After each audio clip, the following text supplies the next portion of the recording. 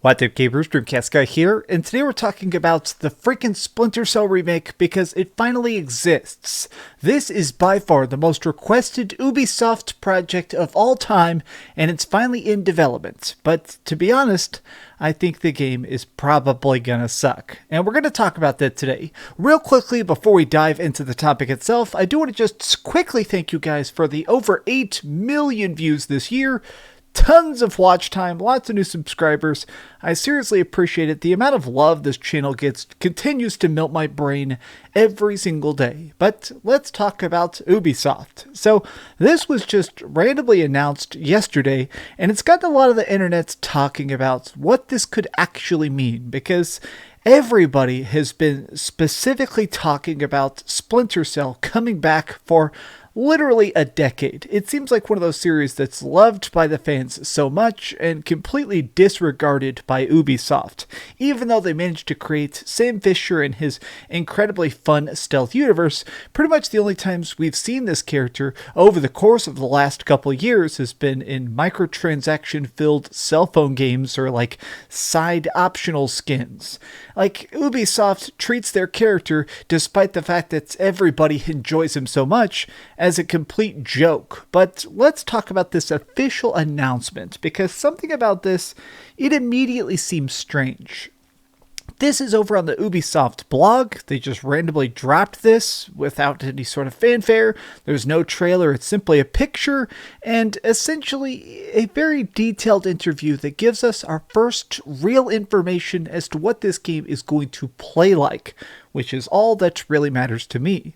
Ubisoft has greenlit the development of a Splinter Cell remake that will draw from the rich canvas of the brand. God, I hate when they call video games brands. Like, if you want to say franchise or series or universe, that makes sense, but calling it the rich canvas of the brand, you can really just hear the dollar signs in their eyes as they say that. This is being developed by Ubisoft Toronto. The game will be rebuilt from the ground up using Ubisoft's own Snowdrop engine. That's the one that's being used in the Avatar Frontiers game, the new Star Wars game, and most importantly, Snowdrop is being used in stuff like The Division. It's kind of how they get their most photorealistic graphics. Snowdrop does a lot of things good, but I think what's most famous about it is things like the crazy freaking colored lighting and stuff. They can make stuff look the way real things look, which is great because this is a series that is heavily based on lighting systems. But I want to take a look at this actual paragraph here. So it's a pretty in-depth little interview here between the people working on it. As you can see, it goes on and on and on. But really, this first paragraph, I think, clears up a lot of the misconceptions, because I think when we think of Ubisoft, the first thing that comes to mind is obviously open world games or really stupid, weird, pointless climbing up towers to unlock parts of the map, or loot crates, because honestly, that's sort of what Ubisoft has become known for the most. Now, here they start to talk about what they're trying to do. They say the game's revolutionary, the typical frickin' stuff. But this last part right here is clearly the best part. We're building the game from the ground up. We're going to update it visually, as well as make some design elements to match player comfort and expectations. But we're going to keep it linear, like the original games, and not make it open world. I love this sentence right here because I feel like it sums up what's most important about a good remake. How do we make sure that new fans are able to pick up the controller and dive right in and fall in love with the game and the world right from the get-go? Now let me just say this. I am an absolute fanboy for the original trilogy of Splinter Cell games. Pandora Tomorrow, the original freaking game, and of course Chaos Theory are absolute 10 out of 10 masterpieces. And I do think that in a big way that is because of the linear fashion of it. Every single one of the games is heavily based around specific missions with specific targets and very, very clear directives.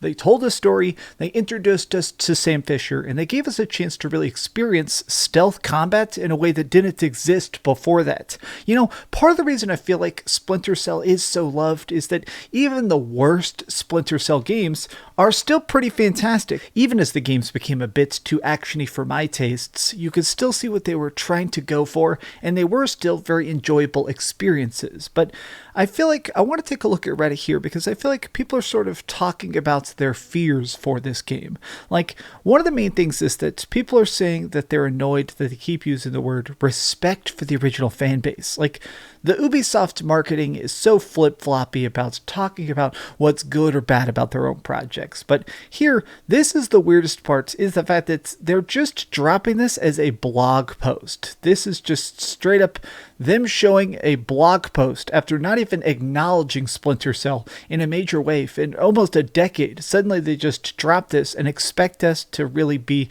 stirred up, to be hyped.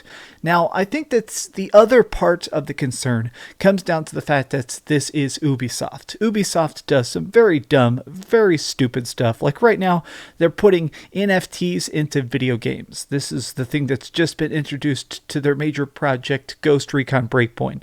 Now, it would take hours to explain what an NFT is. It's a non-fungible token.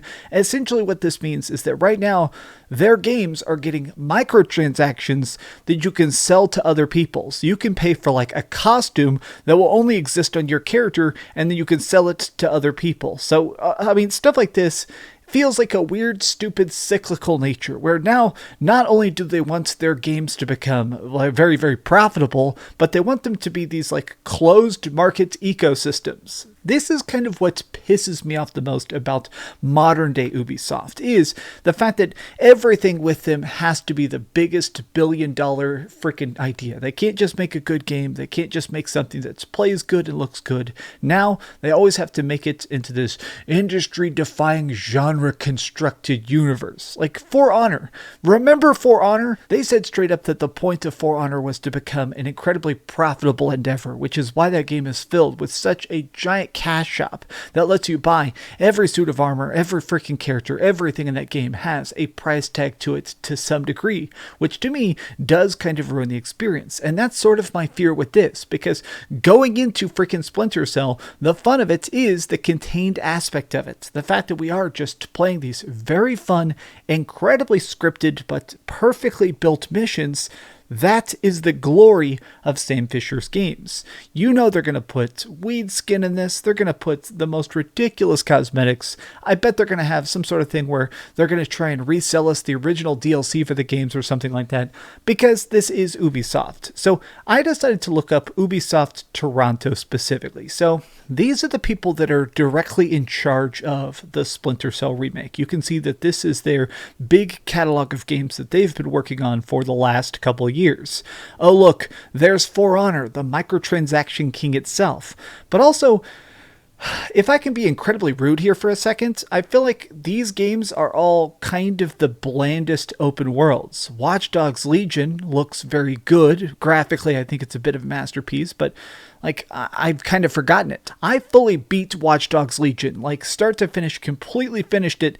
I can hardly remember it. Far Cry 6, Far Cry 5, I've beaten Far Cry 5, again, can't remember much about it. Battle for Atlas, like that was pretty decent, but the biggest problem with it is that these are games that are filled with time-saving microtransactions where you can basically pay to level up, and there's not a lot of heart and not a lot of soul. The fact that these people are in charge of the Splinter Cell remake does make me a bit concerned, mostly just because I do love Sam Fisher. If I could just be overly optimistic, though, for a second and talk about a possible benefit to what's going on with this project, I do think that Ubisoft has gotten into some crazy trouble over the course of the last 16 months. Like, big giant lawsuits, they've been sued a bunch. There's also claims that maybe their employees are being bullied or worked too hard and not paid enough. And it sounds like, in general, everybody kind of hates Ubisoft. And usually, when that happens is when a company is trying the hardest. Like, when everybody is waiting for you to make a mistake, suddenly you're going to put out your best products. So hopefully this is their chance to get back on track. Like, let's just put on our best, most optimistic smiley faces. Maybe the fact that they've screwed up so much will be their motivation for Ubisoft to properly invest in this project, to take their time with this project, and to respect this project. Make Splinter Cell great again.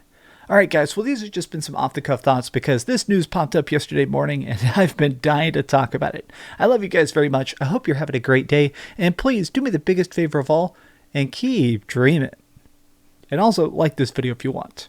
Alright, time to drink a delicious energy drink. Not sponsored. Gotta love GameCube.